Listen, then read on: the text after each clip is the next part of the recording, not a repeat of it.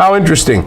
For Paul and his contemporaries, the word nature, 1 Corinthians 11:14, when applied to people, referred to what we call custom and culture today. In the Israelite tradition, cultural arrangements derived directly from God of Israel, the creator of all nature.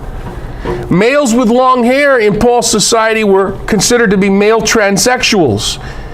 Paul didn't know about the Kuroi statues. Kuroi statues in the Mediterranean were about 500 years earlier than Paul. At that time, Mediterranean males, including all Middle Eastern males too, had long hair. That was the custom at that time. But Paul couldn't look back that far, 500 years. In Paul's day, in Jesus' day, a male looking like that, well, he can't tell if he's male or female. Women had long hair as a covering for their heads.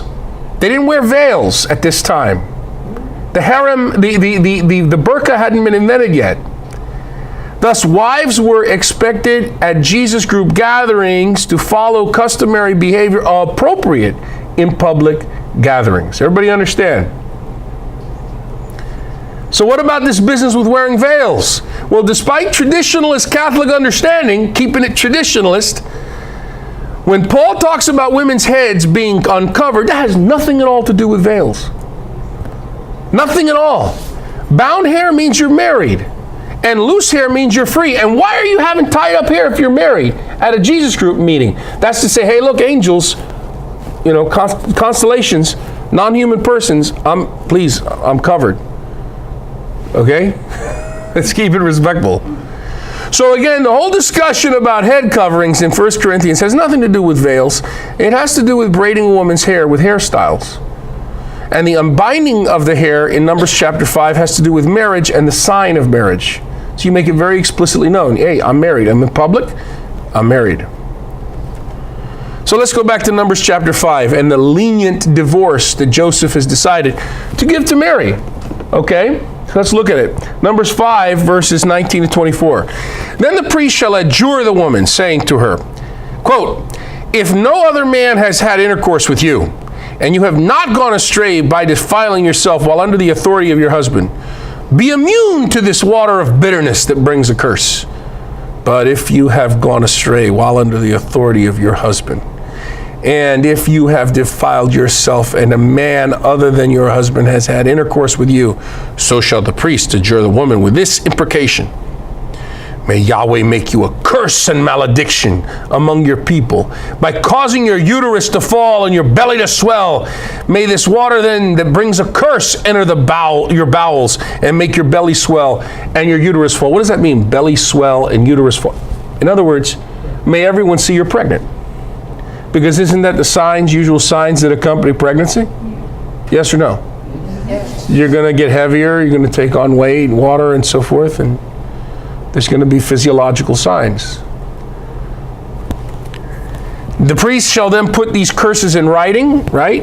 Which is a kind of a not dry ink on a special kind of material, and shall wash them off into the water of bitterness, which of course has all that gook that's on the ground that he put in the cup.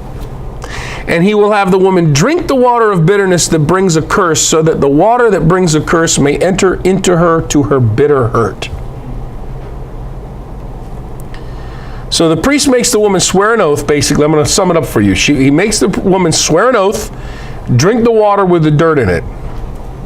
If she's innocent, nothing's going to happen to her. Welcome, Markham. Nothing's going to happen to her if she's innocent. Now, if she's guilty, her belly will swell, and she's going to show the signs of a pregnant woman, which is the normal signs of a pregnancy. Lenient divorce. Does this sound lenient to you? Well, it's lenient to getting your head cut off. It's lenient to getting your body burned up. It's lenient to getting stoned to death, right? Yeah. Now, when she takes this drink, she has to go, amen, amen, right? Calling on herself a divine curse, and then drink this horribly disgusting drink.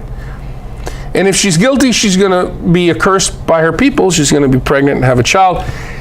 But if she's innocent, then she'll be free and able to produce children right after she gets done puking. I mean, this is like a really, wow. I mean, this would divorce her quietly. Divorce her leniently. That's what it should be translated as. It's a rather horrible and degrading process, wouldn't you say? Yes. Yeah. This is the option that Joseph has in Matthew chapter 1, verses 18 to 19. and he's considering. There's really no good option for Joseph. I mean, he's like, I don't want to do this to her. I don't want to do this to her. He's a righteous man. But this is just horrible, horrible situation.